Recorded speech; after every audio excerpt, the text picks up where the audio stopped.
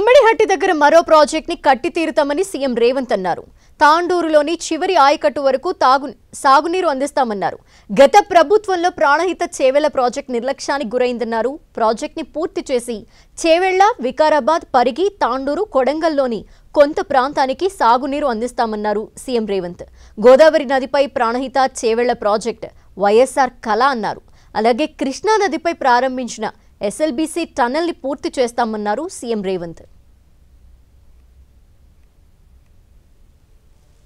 ఆనాడు రైతాంగాన్ని ఆదుకోవడానికి వైఎస్ఆర్ గారు ఏదైతే తుమ్మిడిహెట్టి దగ్గర ప్రాజెక్టు కట్టి చివరి ఆయకట్టు తాండూరు వరకు రంగారెడ్డి జిల్లా వరకు తరలించాలని చేసిన ఒక గొప్ప ప్రణాళిక గతంలో నిర్లక్ష్యానికి లోనైంది. ఈనాడు ఈ వేదిక మీద నుంచి రాజశేఖర రెడ్డి గారు ఆశయాలను కొనసాగించే ప్రభుత్వంగా నేను మాట ఇవ్వదలుచుకున్న. తొమ్మిడిహెట్టి దగ్గర మళ్ళీ ప్రాజెక్టును కడతాం. రంగారెడ్డి జిల్లాలో చేవెళ్ల, వికారాబాద్, పరిగి, తాండూరు, కొడంగల్ కొంత ప్రాంతానికి గోదావరి జలాలను తరలించడం ద్వారా రాజశేఖర రెడ్డి గారి రైతాంగానికి చేయదలుచుకున్న మేలు కొనసాగించాలని ఈరోజు గోదావరి జలాల మీద ప్రాజెక్టును కడతామని చెప్పి నేను ఈ వేదిక మీద నుంచి మీ అందరికీ మనవి చేస్తున్నా.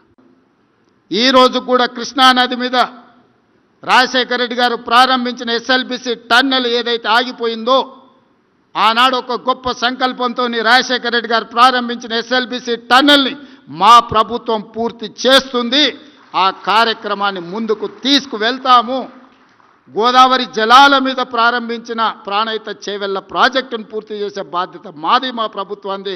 కృష్ణానది జలాల మీద రాజశేఖర రెడ్డి గారు ప్రారంభించిన ఎస్ఎల్బీసీ టన్నెల్ని పూర్తి చేసి నల్గొండ జిల్లా రైతాంగం యొక్క కలలు నెరవేర్చే బాధ్యత మా ప్రభుత్వం తీసుకుంటుంది అని చెప్పి నేను ఈ సందర్భంగా తెలియజేస్తున్న మిత్రులారా.